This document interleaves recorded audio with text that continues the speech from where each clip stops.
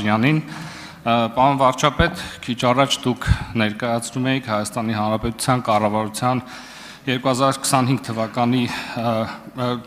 կառավարության ծրագրի 25 թվականի կատարման ընթացքի վերաբերյալ զեկույցը, որի ընթացքում ընդդիմությունը բացակայում էր դահլիճից, հիմա արդեն ազգային ժողով կառավարություն հարց ու պատասխանի փուլն է,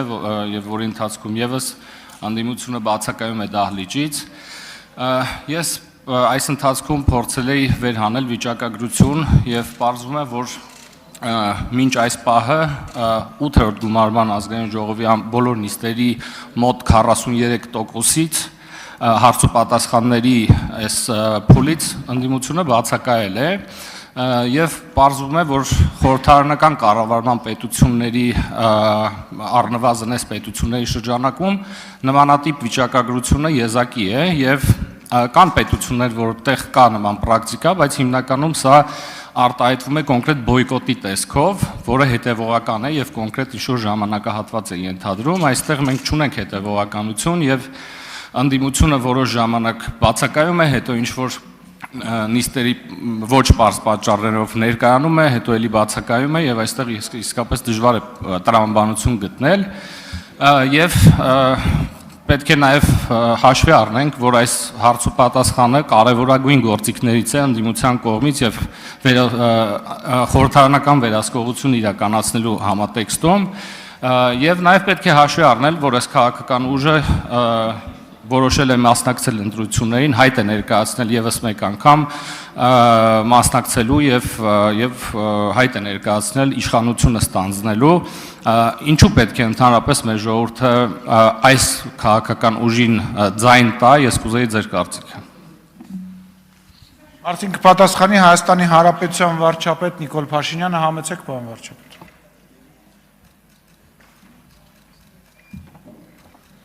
Շնորհակալ եմ պարոն Աղաջանյան հարցի համար, ես ձեր հարցին կպատասխանեմ ուղիղ։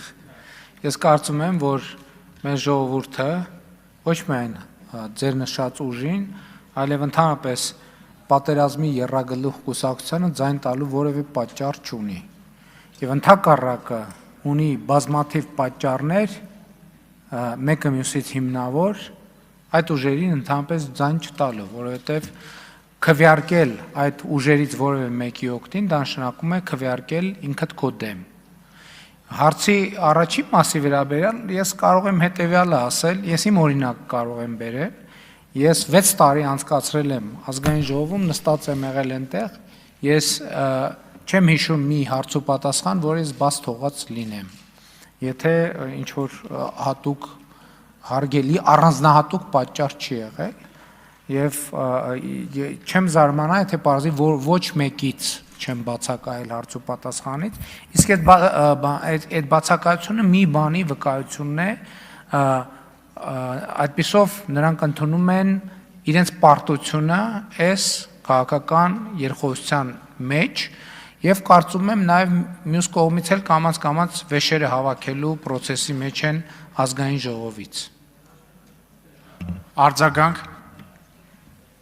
Ես ամբողջությամբ կիսում եմ ձեր դիտարկումները, պարոն վարչապետ, ես կուզեի ավելացնել հետևյալը, դուք տեղյակ եք, որ ընդհանրապես առհասարակ քաղաքական երկխոսության համատեքստում եւ ընդդիմություն իշխանություն երկխոսության այս ամբողջ ժամանակահատվածում այդ նախկին ներկա թնջուկը մշտապես մեզ ուղեկցել է եւ օբյեկտիվորեն մեր հասարակության առնվազն մի մասը հոգնել է այդ երկխոսությունից, ես ուզում եմ կոչ անել մեր ժողովրդին, որպեսզի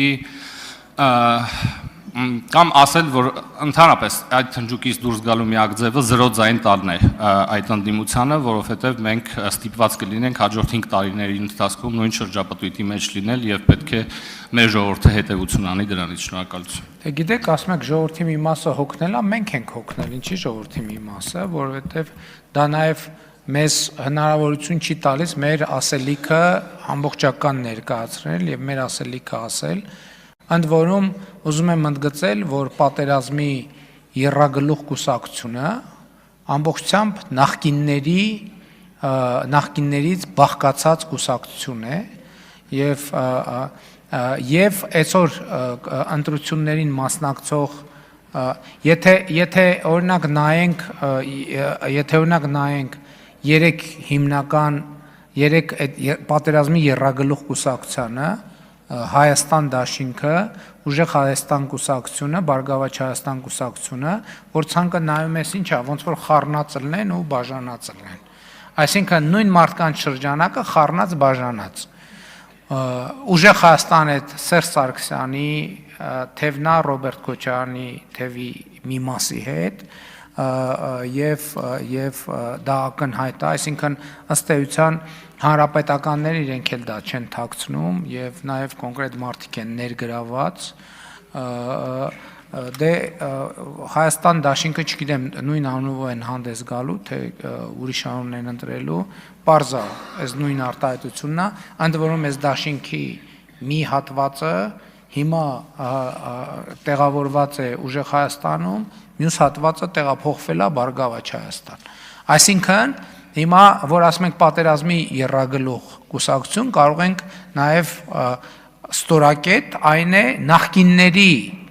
եռագլուխ կուսակցություն որովհետև ակնհայտ է որ նախկինների վերաձևակերպման փուլ է հիմա նրանք ովքեր տեսեք մենք չենք կարող խուսափել նախկին ներկա բանից թեմայից երբ խորհրդանի երկու ընդդիմադիր խմբակցությունները նախկինների ներկայացուցիչներն են ես էլի ասում եմ այդ շանսը կա Ուժեղ Հայաստան կուսակցությունը, Հայաստան դաշինքը եւ Բարգավաճ Հայաստան կուսակցությունը պարզապես չեն անցնում, չեն հաղթահարում անցողիկ շեմը եւ ես ուզում եմ ձեզ հավաստիացնել, որ հարցումները ցույց են տալիս, որ դա շատ իրատեսական է, խնդիր է մեր ժողովրդի համար լուծելու համար եւ մենք այդ էջը փակված ենք համարում եւ անցնում ենք հետագա մեր ռազմավարական ծրագրերի իրականացմանը, որը արտահայտված է Հայաստանի ինստիտուցիոնալ եւ տնտեսական վերափոխման դոկտրինի եւ ընդհանրապես իրական Հայաստանի գաղափարախոսության մեջ։ Ես կարծում եմ, որ սա լավ առաջարկ է Հայաստանի ժողովրդին, այդ բոլորին նստացնել նոյան տապան եւ բաց թողել բաց նավարկության դեպի համաշխարհային պատմության օվկիանոս։ Շնորհակալություն։ Էստեր Այվազյան